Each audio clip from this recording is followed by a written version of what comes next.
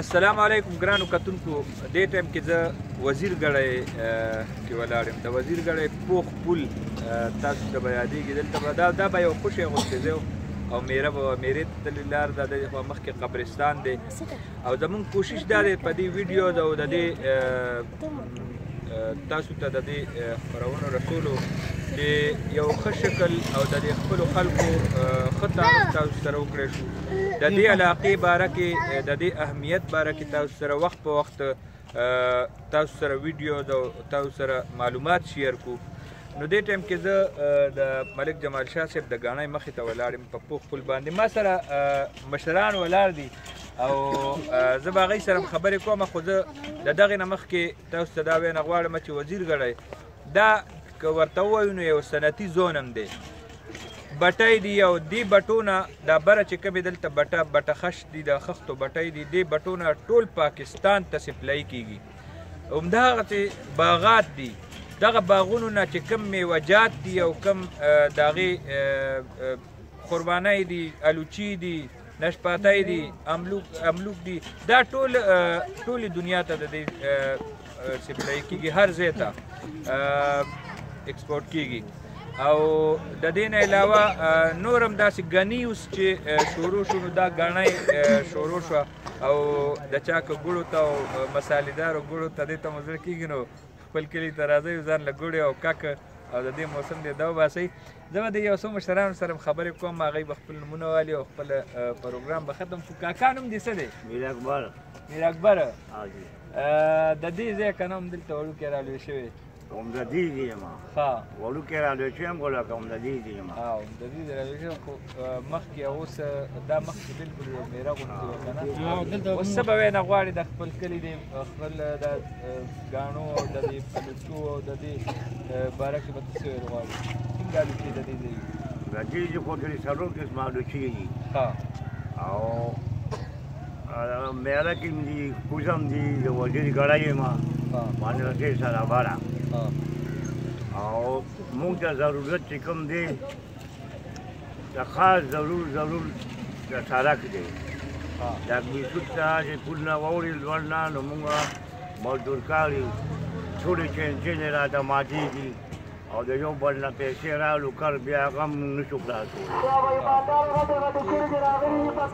بله دا خبره ده چې زمونږ د معیاري د مدرسې نه بره چې کوم دی موږ ته د بجلۍ ډېر سخت ضرورت دی.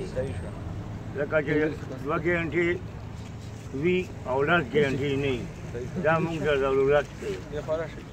صحیح شو. انشاءالله کوشش به کوو چې دا شګونه ولګي، دا ستاسو خبرې ټوله دنیا اوري او وخت په وخت به انشاءالله دا ګوره مخکې دا ایسم نو که نه او اوس سړک هم جوړ دی او سړکونه مو دلته یو ډېر لوی مارکېټ دی دا دی په پوخ پل باندې. نو دې خوا راشه. ستاسو نوم دی؟ څه کار کوې؟ دلته د چلې که دلته خو مخکې دا سټاپ نو؟ نه دا اوس تقریبا یو پوره یو بازار جوړ دی. پوره دلته یو ښه ولاړی ته مونږ یې سړک یې لامبولې وه کې نور هېڅ هم نه و. الحمدلله هلته کې اوس دا ګاڼۍ ماڼۍ ټوله کړې دي.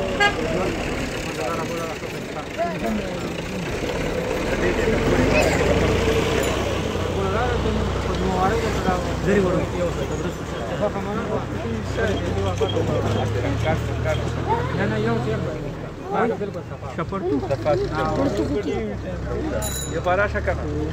دې خوا راشه. څوک پکې خبرې کوم غواړي؟ دې خوا راشه که نه؟ میرزمان استاد نو